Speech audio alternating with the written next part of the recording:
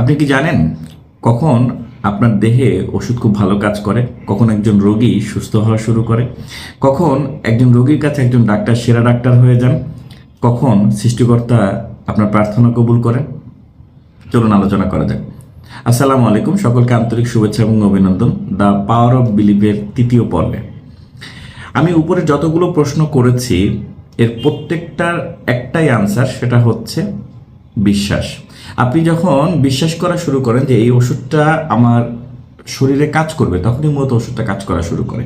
একজন পেশেন্ট যখন এটা বিশ্বাস করা শুরু করে যে তার রোগটা ভালো হবে, তখনই অ্যাকচুয়ালি রোগটা ভালো হওয়া শুরু করে। যখন একজন পেশেন্ট একজন ডাক্তারের উপর বিশ্বাস স্থাপন করে, তখনই সেই ডাক্তার তার কাছে সেরা ডাক্তার হয়ে যান। যখন আপনি সৃষ্টিকর্তার উপর বিশ্বাস থেকে কোনো প্রার্থনা করবেন, তখন হয়তো সৃষ্টিকর্তা আপনার প্রার্থনাটাকে কবুল করে নেবেন। ঠিক অনুরূপভাবে আপনি যে স্বপ্নটা দেখেন, সেই স্বপ্নটাকেও আপনাকে বিশ্বাস করতে হবে। যদি আপনি আপনার স্বপ্নকে বিশ্বাসই না করেন, তাহলে আপনি কাজ করার শক্তি কোথা থেকে পাবেন? বিশ্বাস হয়তো কোনো জাদু নয়, কিন্তু আপনার কাজ করার ফুয়েল হিসেবে বিশ্বাস কাজ করে।